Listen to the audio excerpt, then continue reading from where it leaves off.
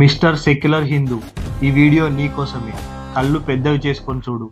ఈ వీడియో చూసిన తర్వాత కూడా ఇంకా సెక్యులర్ గా ఉండాలనుకుంటావా?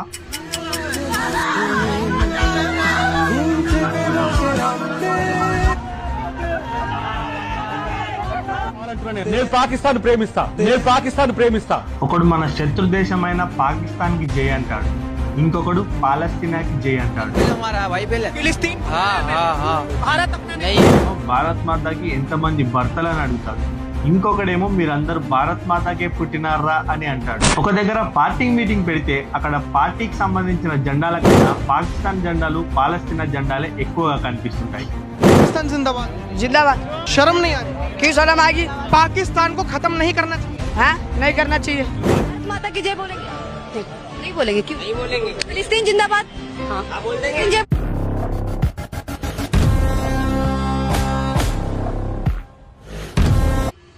ఈ దేశం ఒక సెక్యులర్ కంట్రీ. ఇక్కడ అన్ని మతాలను సమానంగా చూడాలి అని మనం మాత్రమే అనుకుంటున్నాం, అంటే హిందువులం. ఒకడు మన శత్రు దేశమైన పాకిస్తాన్ కి జై అంటాడు, ఇంకొకడు పాలస్తీనాకి జై అంటాడు.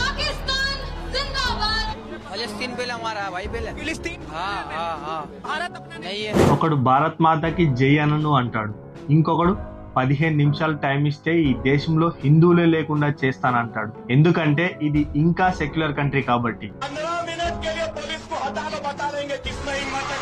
మనందరం భారత్ మాతాకి జై అంటుంటే ఒకడేమో భారత్ మాతాకి ఎంతమంది భర్తలని అడుగుతాడు, ఇంకొకడేమో మీరందరూ భారత్ మాతాకే పుట్టినారా అని అంటాడు. భర్త మాతకి ఎంతమంది భర్తలు? అసలు భారత్ మాత ఉందా? భారత్ మాతకి మీరు పుట్టినారా? ఎందుకంటే మనది సెక్యులర్ కంట్రీ కాబట్టి. ఒక దగ్గర పార్టీ మీటింగ్ పెడితే అక్కడ పార్టీకి సంబంధించిన జెండాల కన్నా పాకిస్తాన్ జెండాలు, పాలస్తీనా జెండాలే ఎక్కువగా కనిపిస్తుంటాయి. రోడ్ వైండింగ్ లో గుడి అడ్డొస్తే దాన్ని ఎవరిని అడగకుండా తీసేస్తారు. అదే దర్గానో మసీదో అడ్డం వస్తే దాన్ని మాత్రం అస్సలు ముట్టుకోరు. ఎందుకంటే ఇది సెక్యులర్ కంట్రీ. పక్క దేశం నుంచి అక్రమంగా వచ్చిన కొంతమంది, దేశ భద్రతకు ముప్పుగా మారిన కొంతమంది, అవును మేము దౌర్జన్యంగానే వచ్చాం, ఏం పీక్కుంటారో పీక్కోండి అని ఓపెన్ గా చెప్పిన కొంతమందిని ఏం చేయలేని పరిస్థితి. బంగ్లాదేశ్ వీళ్ళ గురించి ఒకడేమంటున్నాడో తెలుసా? అవును, ఈ భూమి అందరిది, బతికే హక్కు అందరికీ ఉంది, వాళ్ళని బొమ్మడానికి మీరెవరు అని అంటున్నాడు. Just give them their land. ఇదే కాదు, కాశ్మీర్ కూడా మనది కాదంట, పాకిస్తాన్ లోనంట, వాళ్ళది వాళ్ళకి ఇచ్చేయమంటున్నాడు. బంగ్లాదేశ్ నుంచి 3 లక్షలకు పైగా జనాలు అక్రమంగా వచ్చి ఢిల్లీలో సెటిల్ అయినందుకు పిఎం మోదీ గారు వాళ్ళను వాళ్ళ దేశానికి పంపించేస్తూ ఉంటే బహిరంగంగా పిఎం మోదీ గారికే వార్నింగ్ ఇచ్చారు.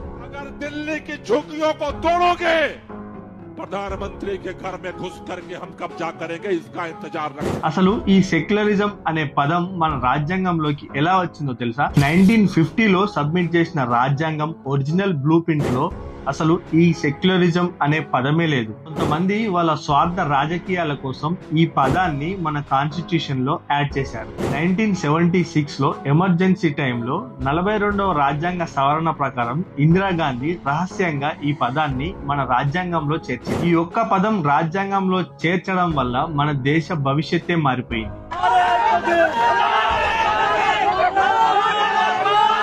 దీనివల్ల ఎలాంటి పరిస్థితి వచ్చిందంటే, ఒక క్రిస్టియన్ నేను క్రిస్టియన్ని అని చెప్పుకుంటే అతని మతం పట్ల అతనికి ఎంత గౌరవం ఉందో అని అనుకుంటారు. అదే ఒక ముస్లిం నేను ముస్లింని అని చెప్పుకుంటే అతని మతం పట్ల కూడా అతనికి ఎంత గౌరవం ఉందో అని అనుకుంటారు. కానీ ఒక హిందువు మాత్రం నేను హిందువుని అని చెప్పుకుంటే నలుగురిలో అతనికి ఎంత పొగరో చూడండి అని అనుకునే పరిస్థితి వచ్చింది. పార్లమెంట్ లో అపోజిషన్ లీడర్స్ హిందువులను అవమానిస్తున్నారు. और जो लोग अपने आप को हिंदू कहते हैं वो 24 घंटा हिंसा हिंसा हिंसा नफरत नफरत नफरत. పరాయి దేశానికి వెళ్లి అక్కడ మన దేశాన్ని కించపరుస్తున్నారు. ఎవడైనా మన దేశాన్ని మనమే కించపరుచుకుంటామా? వాడెవడో ఇండియన్ ఎకనామీ డెడ్ ఎకనామీ అంటే, Trump is saying Indian economy is a dead economy. Yes, he's right that the Indian economy is a dead economy. ఇంకొకడేమో ఇండియాని 2 ముక్కలు చేసి సగం ముక్క మా క్రైస్తవులకు ఇచ్చేయండి అని మాట్లాడతాడు.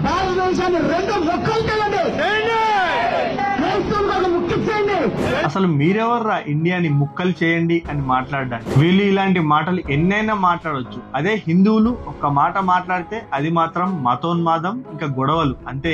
అసలు ఇప్పుడు వెస్ట్ బెంగాల్లో ఏం జరుగుతుందో మీకు తెలుసా?